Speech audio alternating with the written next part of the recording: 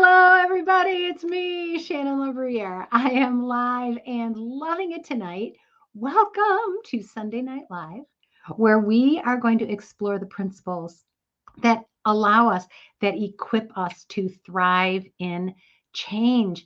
And we are focusing in for the last couple of weeks and moving forward on this idea of growth. How important is it for us to grow?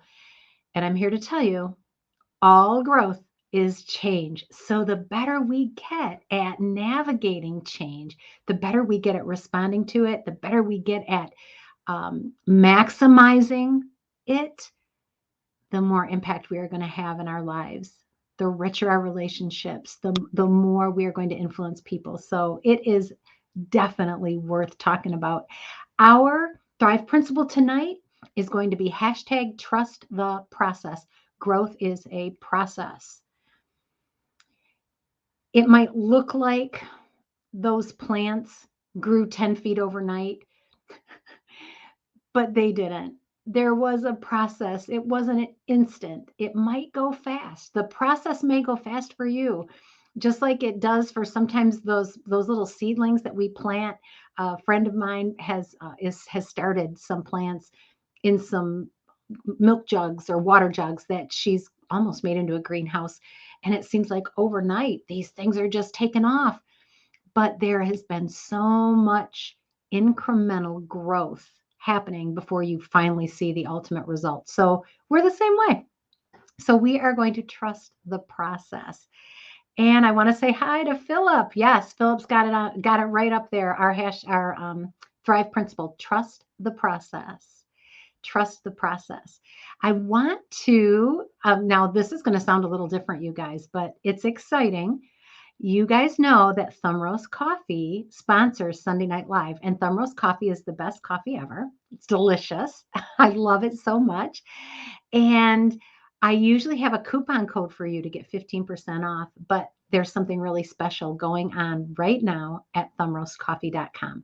And it is a BOGO sale. Buy one bag, get one bag free. So you need to pop on over after Sunday Night Live's over, pop on over to thumbroastcoffee.com and check out the different roasts that you can get. Buy a bag, get a bag free. I've never seen them have an offer like this before. I'm not sure how long it lasts, and I'm not sure if they're going to do it again. So now's your chance. If you've been looking forward to trying it, go over there, thumbroastcoffee.com, and when it's time to check out, use the coupon code BOGO, and you will get a free bag. Buy one, get one free. Ah, I love it. It's great.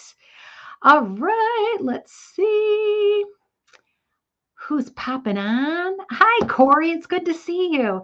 If you have never been uh, on Sunday Night Live before, if you've never been a gosh, why am I having trouble? Well, I know why I'm having trouble, you guys. I just got done feeding the dogs and running them outside before I raced up here. So I'm feeling scattered and my hair is disheveled. So thank you for your patience. Taking that deep breath, I'm going to calm down. If this is your first time watching Sunday Night Live, if you have never been with us before, make sure you give StreamYard permission to use your Facebook profile and your image so that you can comment and we can welcome you with open arms. Let us know where you're from. It's so great to have new people. And it's really great, even if you aren't a new person, if you've never chipped into the comments before, tonight would be a great night. We would love to hear from you.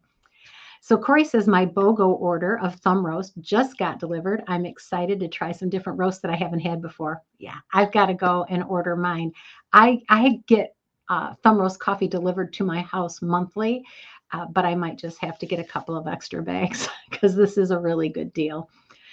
All right, you guys, with that, we are going to jump into our topic. Tonight, we are talking about this. Growth is a trade off, and we must give up to grow up.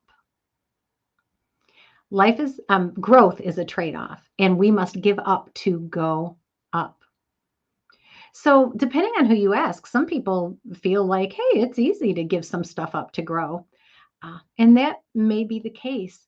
But I've found over the course of my life that the older I get, the more difficult it becomes to just say, hey, I'll trade that in. When I first started in at the Postal Service, I lifted heavy things. I worked on the docks. The dock was not air conditioned, so Michigan summers are hot. And I would work in the trucks unloading uh, magazines, sacks full of magazines that could weigh anywhere up to 70 pounds, a whole semi bed filled with them. That was one of my jobs. And they approached me one day and said, Shannon, we've got a meeting happening over at the district offices where they're going to be talking about establishing a new smoking policy for our building. Would you want to go over there and represent the mail handlers?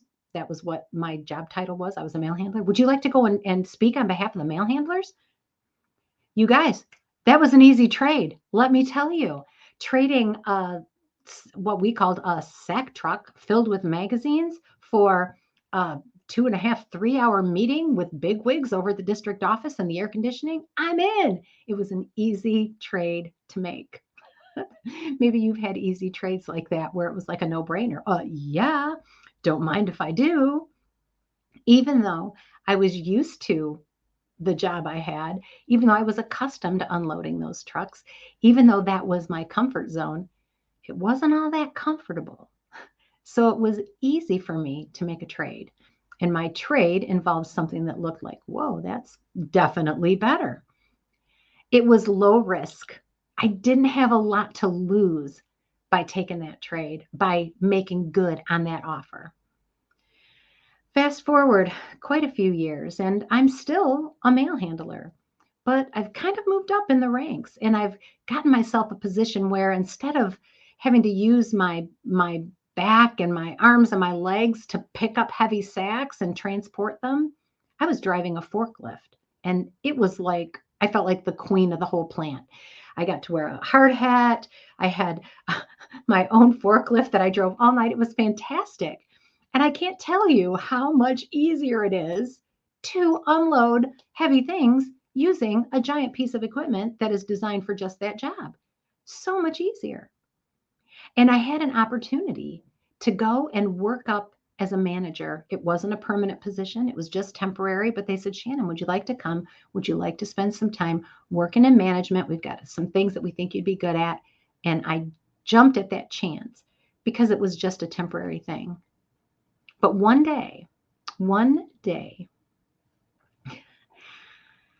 I went to my boss and said, well, one of my bosses went and said, I'm getting ready to go back out and drive a forklift for a while. He goes, why?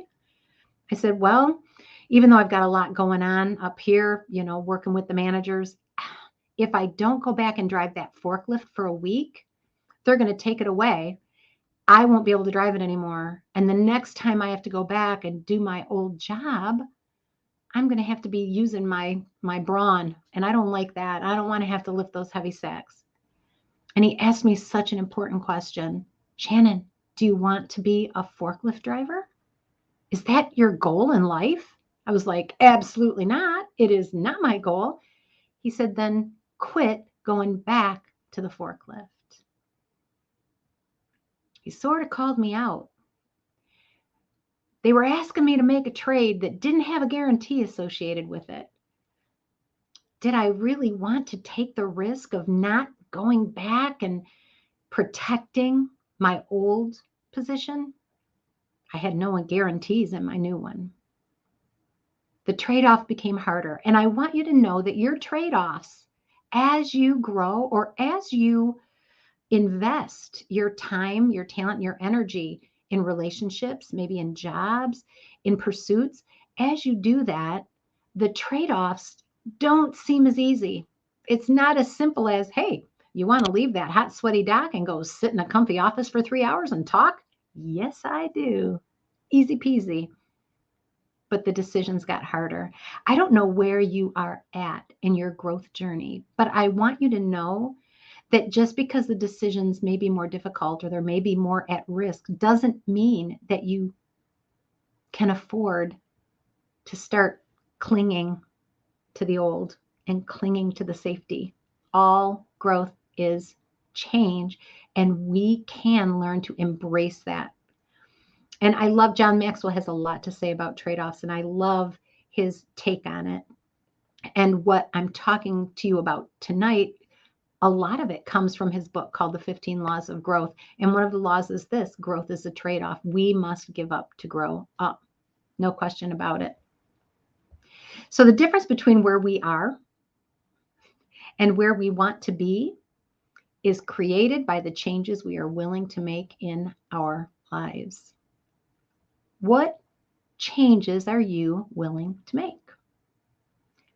Your willingness to change things, to choose to let go of something so that you can embrace something else, that's the key to how much you will grow, how much influence you will have, how high up you will get in whatever ladder, on whatever ladder you're trying to climb. You have to be willing to let go of the lesser and trade it in with all of its comfort and its satisfaction. Feels good to be good at things, doesn't it? And when it's time to change, we're going into something new and it's unfamiliar and it's more difficult. But your willingness to trade the comfort for the discomfort is going to determine the quality of the life you lead and the impact that you're able to have. Welcome, Mary. I'm glad you're here. And Samantha, hi. I'm so glad you're here. So let's talk a little bit about trade-offs. The truth of it is, most trade-offs that actually are good can be made at any time. Think about going to the cupboard to choose a snack, right? A growth mindset. Maybe you're looking at yourself. I'm not talking about the growth mindset. I'm talking about the self-control, the growth of self-control mindset. And you're looking at your snack cupboard, and you can at any time choose poorly, but you can also quickly decide to choose differently. There are so many areas in your life right now that you can begin making trade-offs for growth, and you can start immediately. You can start by trading that unhealthy snack for a healthy one. You don't have to prepare for that for 6 weeks. You can start the next time you go to the refrigerator. It's that fast, and it's a trade-off that's good, right? How about you can trade shoes that hurt for shoes that don't? Easy. And look at the value that's in that. Oh my word, my life changed when I stopped wearing shoes that didn't fit or that were too tight. I was able to focus so much more energy on the work I was doing, the change I wanted to make happen. It was amazing. An easy change. But when I made that change, I traded something less for something more. Even though I liked that they were pretty and I liked that I felt cool and I liked fashionable, I did like those things. But I decided and was quickly able to make a trade-off that improved my ability to connect with people. I was far less distracted. I was able to go places that I hadn't been able to go. I'm serious about this. A change as simple as changing my style of shoes allowed me to connect better with all of the people who worked doing the job that I used to do, lifting heavy things, driving forklifts, moving mail from point A to point B. None of them could wear high heels. It was a huge sign of growth in my life when I released the need to wear my pretty shoes and leaned into the fact that when I wore practical shoes, and I tried to get cute ones, but when I wore the more practical shoes, I was able to do the work I needed to do more effectively because I hadn't thrown up a wall between me and them. It was a point of growth for me. It was a point of growth. And I've never forgotten the lesson I learned. An easy change to make. And what a payoff. Because most trade-offs that will consistently lead you to something good can be made every day. Every day you could choose to trade in that thing of less value for the thing of more. You can choose to say no to tying yourself to an event that you hate, and you can trade and say yes. It might have been convenient to say no. You hate to disappoint people. Million reasons why you might want to say no. But an easy trade to make is to say, you know what, I'm going to stop saying no because it's the, or start, I'm going to stop, I'm going to start saying no instead of saying yes. I'm going to do the hard thing. Start saying no to the things that don't serve me, where I don't contribute well, that don't feed my spirit, where I'm not having impact, whatever. Maybe it just tires you out. To trade that in, even though it can be difficult, and say the trade up that I'm getting is I'm going to get more rest, more peace of mind. I'm going to have better energy, right? A simple change to make, a simple trade. Trade your no, trade your yes. Wait a minute. I'm getting confused, you guys. Trade saying no instead of saying yes. You can also flip that, which is why I'm getting confused. You guys are so patient. Somebody help me here. If you get it, if you understand what I'm saying, please give me a shout out, a thumbs up, something, and feel free for the laughing emojis because I'm laughing at myself. You can trade up and say yes to that invitation from a friend instead of saying no, right? Trade the no for a yes. We trade the yes for a no. I'm sick of saying yes when I don't want to go places. I'm going to start saying no. And I'm sick of saying no when I want to go. I'm going to start saying yes. That was an easy way to put it. The trades, it's easy to make. You can start now. And what a difference it's going to make in your life. On the other side of that spectrum, oh, Mary says this. Before I go on, let's talk about this. Corey's got the thumbs up. Thank you, my friend. And Mary says it was a big step for me saying no. Mary, did your life change? Was that an area of growth for you when you started saying no? I'm curious about how that impacted your days. What did you gain because you started to say no? It's a powerful thing when we learn to say no. Powerful. And it's not always easy. Makes a big difference. All right. Those are easy trades. What are some easy trade-offs you've made, I wonder? I'd love it if you drop them in. What are some trade-offs you've made? Not too long ago, a group of us went through the JOMO challenge where we put social media in its place. It was control the scroll, right?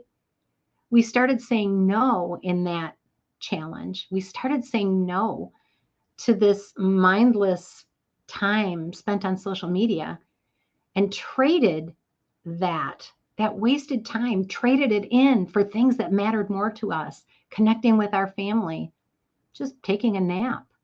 Things that mattered more was powerful. And it's something that we could do starting right now. But not every trade is like that. Not every trade is an easy trade. Some trade-offs only once. Some trade-offs are one and dones. Sometimes you have a choice to make and you have to decide if you're going to trade the status quo for that other thing, and you have to search your soul, know what's important. Trade-offs can be very risky.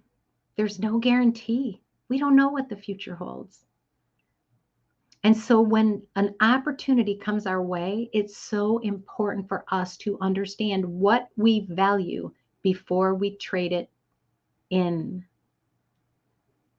The false, well, I shouldn't say it's false, it's real. The real pressure of knowing that this opportunity may only come once in a lifetime, the pressure of that can easily sway a person who does not really understand what they value and cause them to make the lesser choice. And only you know what your lesser choice and your greater choice would be. I know for me, I was offered a temporary assignment to go for would have been for probably about a year to work in another state. I'm here in Detroit area, and I would have been assigned to Indianapolis for a temporary assignment that was going to last about a year. And it was a great career opportunity. And it was in a field that I loved. And I would have been at a higher level. I would have been promoted, at least for a while. And I would have gotten the experiences that came with that. And it was so exciting. And I talked about it with my husband. And we discussed, what would that look like if I did that? How could I make that work? And friends, at the end of the day, I could not make that trade. I could not make that trade. My husband and my kids would have been here. My heart would have been here. And I would have been hundreds of miles away most of the time. It was a trade I wasn't willing to make. No matter what good that it was going to do for my career, no matter how great it would look on my resume, no matter how exciting and challenging and exhilarating that job looked, I couldn't do it. Maybe you've had one of those kind of choices in your life where you looked at it and said, oh man, if I say no, they're never going to ask me again. I'm never going to get a chance like this to take that job. That's a great job. It's my dream job. And yet,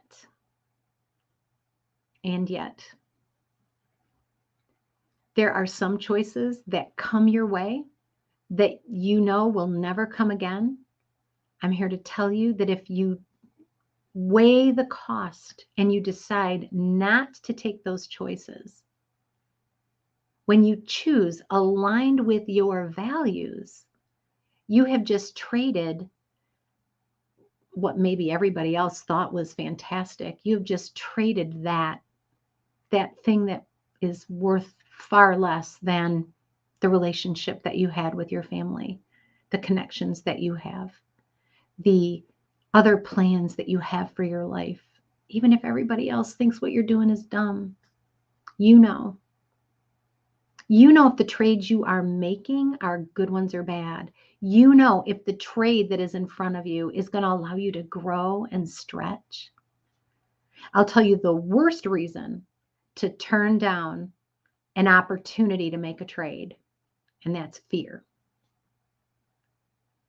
Fear is so blinding. And sometimes the trade-offs that come our way are so different. We would have never even expected to have that kind of a choice, that option. We would have never expected for a million years that it would be a good idea to take a job that paid less, that had less prestige, because we were going to gain skills in an area that we loved and we knew we had gifts. What? That doesn't make sense. You're the only one who knows. You're the only one who knows. But not trading up because of fear robs you of your potential. Robs you of your potential.